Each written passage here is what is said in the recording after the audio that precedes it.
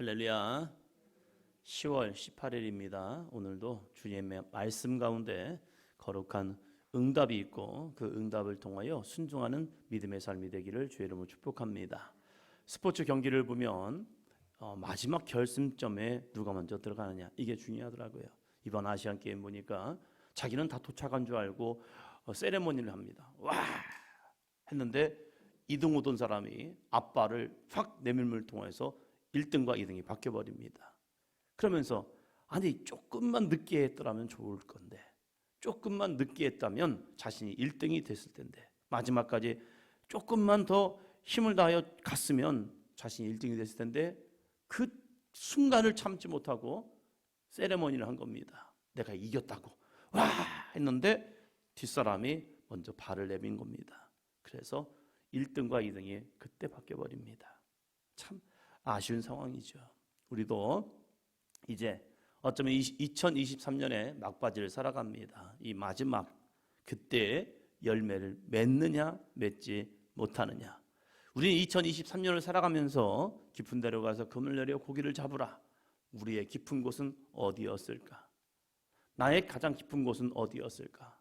어떤 사람은 영적인 상처와 아픔 뭐 그런 것도 될 수 있고요.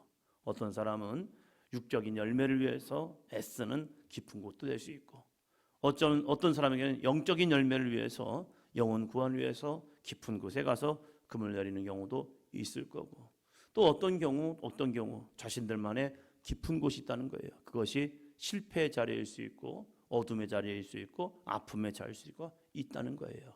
그곳에서 일어나서 다시 내 힘으로는 안 됐지만 주님의 거룩한 능력을 가지고 나아감을 통해서 빈 배가 아니라 허전한 인생이 아니라 허무한 인생이 아니라 그 빈 배를 가득 채울 수 있는 저와 여러분이 되기를 주의 이름으로 축원합니다. 다시 붙들고 나가는 거죠.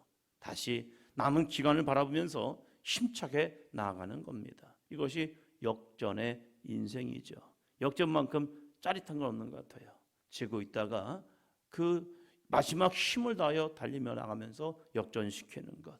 그 역전의 하나님이 우리와 함께 하실 줄로 믿습니다. 마태복음 17장입니다. 17장 2절입니다. 그들 앞에서 변형되사 그 얼굴이 해같이 빛나며 옷이 빛과 같이 희어졌더라. 아멘. 베드로, 야고보, 요한은 주님의 거룩한 변화산에서 이루어지는 변화의 모습을 봅니다. 그 변화만 본 것이 아닙니다. 모세와 엘리야와 함께 계신 주님의 모습. 그 모습을 보면서 베드로는 너무 신기하고 너무 좋아서 주여 우리가 여기 있는 것이 좋사오니 만일 주께서 원하시면 내가 여기서 초막 셋을 짓되 하나는 주를 위하여 하나는 모세를 위하여 하나는 엘리야를 위하여 하리이다. 너무 좋아서 이런 고백을 합니다. 그런데 예수님께서 변화산에서 예수님의 변형된 모습을 이 제자들에게 보여준 이유가 무엇일까? 예수님께서 모세와 엘리야와 함께하는 모습을 보여준 이유가 무엇일까? 우리가 신앙생활하다가 어떤 환상과 계시를 봅니다. 그리고 영적인 체험을 합니다. 신령한 은사가 주어집니다. 이러한 거룩한 은사, 너무나도 값지고 아름다운 영적 체험이죠. 이것을 왜 하는가? 중요하죠. 어떤 경우는 이것을 굉장히 자랑합니다. 한 교회에 있을 때 그분은 영적인 체험을 많이 한 것 같습니다. 그리고 주님과의 거룩한 응답도 많은 것 같아요. 그래서 이분이 기도원 사역을 합니다. 교회랑 가까운 곳에 상가를 얻어서 거기서 기도처를 삼고 거기서 기도원을 해요. 그래서 오늘 신방을 가봤습니다. 신방을 가봤는데 조금 좋은 얘기를 하더니 자기 사역을 얘기하더니 그 다음부터는 담임 목사님에 대해서 이런저런 말을 하는 거예요. 담임 목사님이 이랬다 저랬다. 담임 목사님이 와서 자기한테 와서 예배를 주시는데 예배를 드리면서 했던 말들이 이렇다고 저렇고 하면서 안 좋은 말을 하는 거예요. 그때 느꼈습니다. 이분은 아니구나. 왜요?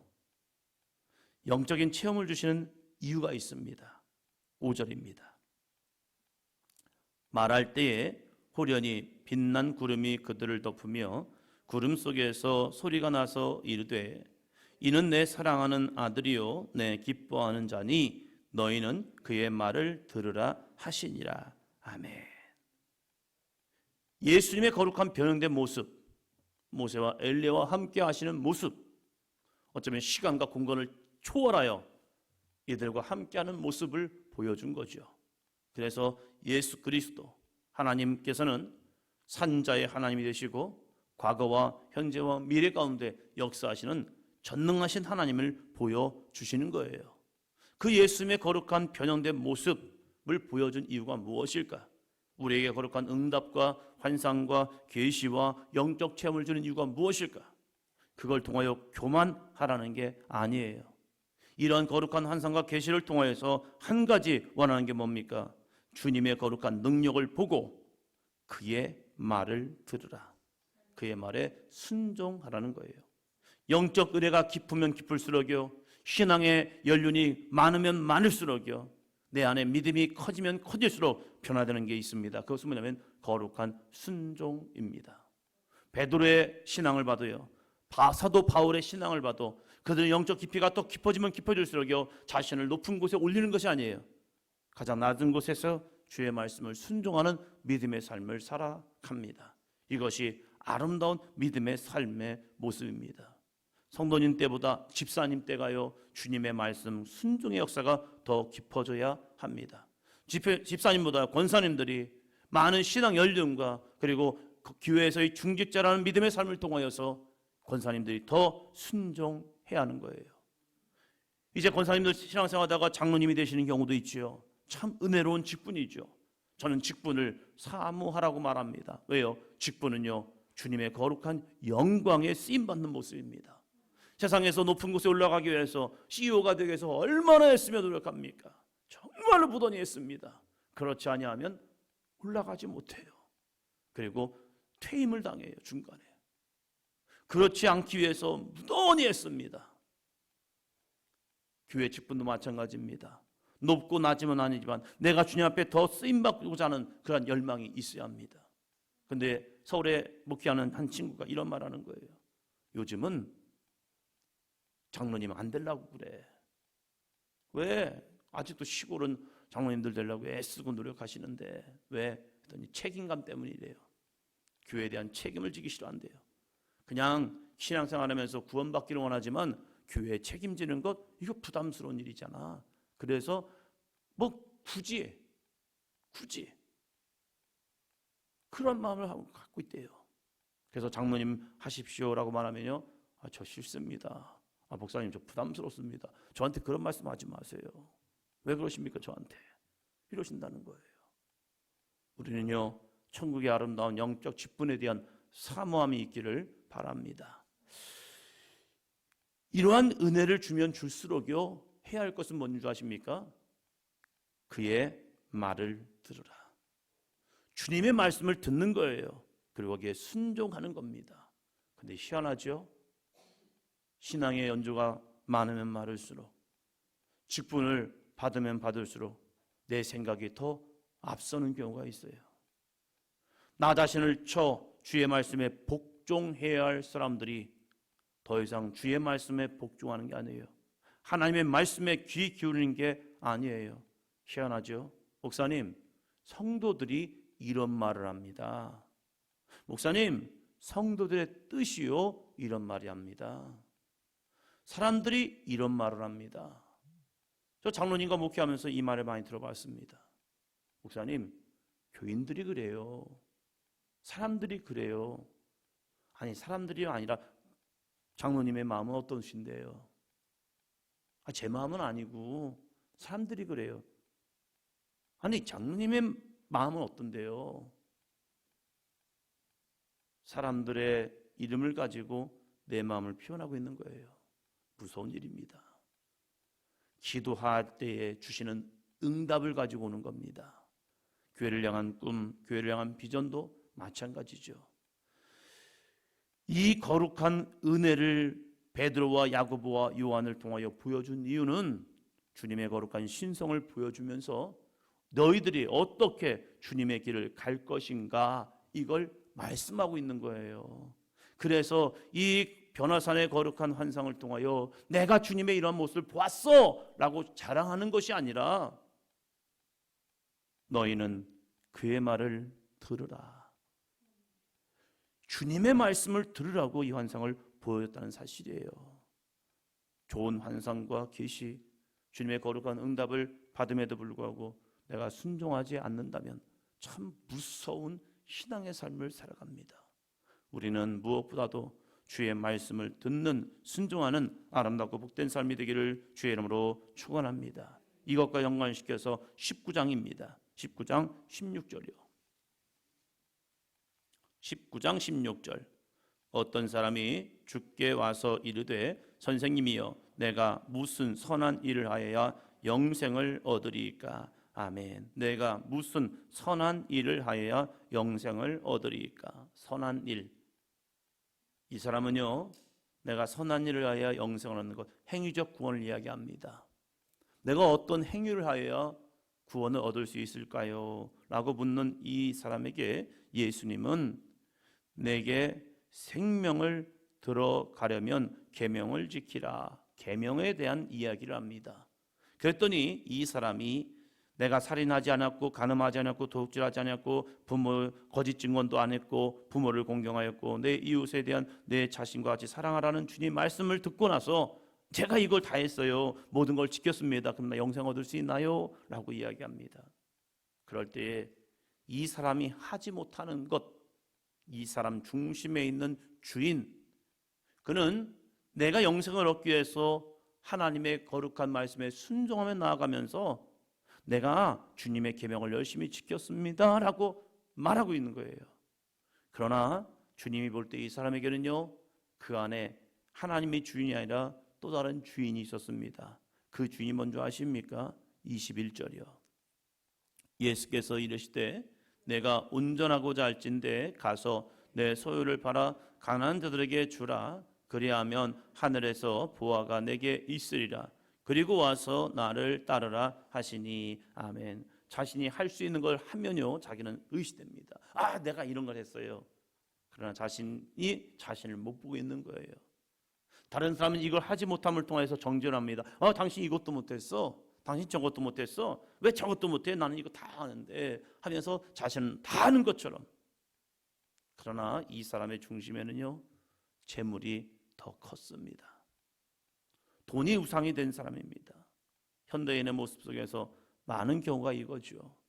자기는 외적으로는 주님을 열심히 예배하고 주님을 찬양합니다. 경배합니다. 라고 하면서 예수님은 나의 주인이십니다. 라고 고백은 하지만 정말로 내 안에 또 다른 주인이 있을 수 있다는 거예요. 어떤 사람은 나 자신, 나의 자존심, 나의 상처, 아픔이 주님보다 더 큽니다. 어떤 사람은 돈이 주님보다 더 크죠. 그래서 돈 앞에 하는 벌벌 떠는 그런 모습도 있죠. 어떤 사람은 자신의 배우자가 주님보다 더 큰 경우도 있고요. 어떤 사람은 자녀가 된 경우도 있죠. 아브라함 같은 믿음의 사람도요, 이삭이 그에게는 하나님보다 더 큰 존재가 되었다가 주님께 그 이삭을 모리아에서 드림을 통하여서 우상이 바뀌고 온전히 네가 이제야 나를 사랑하는 줄 내가 알았노라. 이 거룩한 하나님의 응답을 받게 되지요. 이 사람은 외적으로는 거의 완전한 사람입니다. 계명을 지켰거든요. 이 주님의 거룩한 계명을 지킴을 통해서 사람들은 외적으로 보면 와, 저 사람 완벽해, 저 사람 진짜 믿음의 사람이야 라고 보고 있었다는 사실입니다. 그래서 자신의 믿음을, 자신의 신앙생활을 예수님이 좀 평가해 주었으면 좋을 것 같다라고 온 거예요. 어떤 교인은 저한테 이렇게 말합니다. 목사님, 제가요 주일 성수 열심히 하거든요. 저 잘하지요. 목사님, 제가요 이 집에 11조를 결단했어요. 그래서 11조를 열심히 하고 있습니다. 목사님, 잘하죠. 잘한 거죠. 내가 하고 있는 행위에, 내가 하고 있는 헌신을 통해서 내가 그러면 구원을 받지 않을까요, 목사님? 이렇게 보는 거예요. 우리가 뭘 해서 하나님이 구원하실까? 예수님은 이 사람, 그 사람에게 왜 내가 온전하고자 할진대 가서 내 소유를 팔아 가난한 자들에게 주라. 그리하면 하늘에서 보화가 내게 있으리라. 그리고 와서 나를 따르라 하신 이유가 무엇일까? 그 안에 있는 교만. 내가 무엇을 해야 구원을 받는 겁니까? 나 이걸 했기 때문에 나 구원은 따놓은 당상입니다. 나 당연히 구원받을 수 있어요 라고 하는 그의 교만. 그 교만을 꾸짖기 위해서 재물을 팔아 가난한 자에게 주고 나를 따르라 하시는 거예요. 주님의 길에 이르기 게 아니라 이 교만을 꾸짖고 싶어서요. 그랬더니 22절입니다. 그 청년이 재물이 많음으로 이 말씀을 듣고 근심하며 가니라. 그 말씀을 듣고 근심하며 갑니다. 왜요? 그의 주인은 재물이었거든요. 그것을 딱 집어내니까 그 사람이 근심하며 가는 거예요. 여러분은 무엇 때문에 주님을 떠날 수 있습니까? 목사님, 저는 주님을 안 떠나요. 저는 이 교회에서 뼈를 묻겠습니다. 그런데요, 이렇게 그에게 있는 우상, 그에게 있는 이 하나님보다 더 큰 거 딱 건들면요, 다 같이 반응합니다. 목사님이 이럴 수가 있냐고. 이럴 수 있죠. 이럴 수 있죠. 그러면서 내 마음에 이것을 건들면요, 이 사람도 주님을 떠납니다. 왜요? 마음에 근심이 되었기 때문에요. 제 아들은 이해할 수가 없었습니다. 아니, 예수님을 따르려면 우리의 모든 재산을 팔아서 가야 하나? 그러면 부자들 어떻게 천국 가지? 부자들은 그들의 마음속에 돈이 더 큰 것 같은데 어떻게 천국을 들어갈 수 있을까? 그럴 때 예수님께서 말씀하십니다. 말씀하셔요. 24절이요. 다시 너에게 말하노니 낙타가 바늘귀로 들어가는 것이 부자가 하나님의 나라에 들어가는 것보다 쉬우니라 하시니. 너무나도 잘 알고 있는 말씀이죠. 낙타가 바늘귀로 들어가는 것이 부자가 하나님의 나라에 들어가는 것보다 쉬우니라. 바늘귀. 낙타가 어떻게 바늘귀로 들어갑니까? 있을 수 없습니다.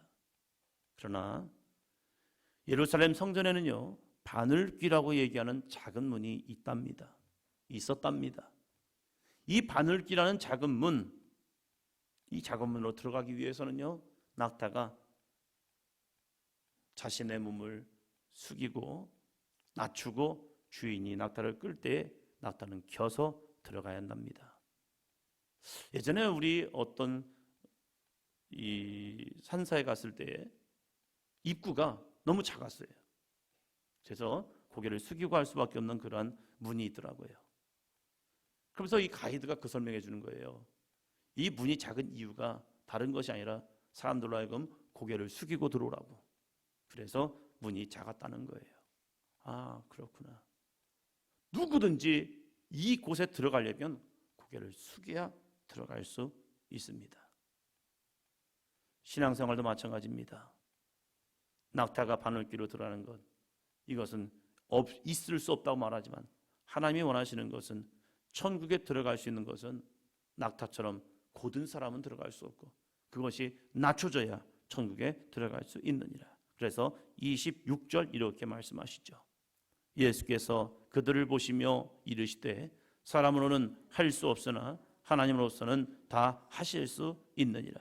사람으로는 구원을 이룰 수 없습니다. 사람의 행위로는 구원을 얻을 수 없습니다. 그러나 구원은 전적인 하나님의 은혜이기에 하나님으로서는 다 하실 수 있느니라. 부자든지 가난하든지 배웠든지 배우지 않았든지 다 하나님의 은혜 가운데 들어가면요, 하나님은 구원을 주십니다. 그래서 구원은 전적인 하나님의 선물입니다. 그 구원을 받은 우리가 주님이 기뻐하시는 믿음의 삶을 살고자 계명을 지키는 것이지, 계명을 지켰다 안 지켰다 이걸로 인해서 구원이 아니라, 구원은 오직 하나님을 향한 믿음, 그 믿음을 가지고 구원을 얻을 수 있습니다. 그러나 그 구원은요, 주 예수 그리스도가 나의 주인 된 사람이요. 오늘 나의 주인은 무엇입니까? 오늘 나의 주인은 무엇이냐 이거예요. 정말로 예수 그리스도가 나의 주인 되어서 주님의 말씀을 듣고 순종하는 오늘 하루의 삶이 되기를 주 예수 그리스도의 이름으로 축원합니다. 기도합니다.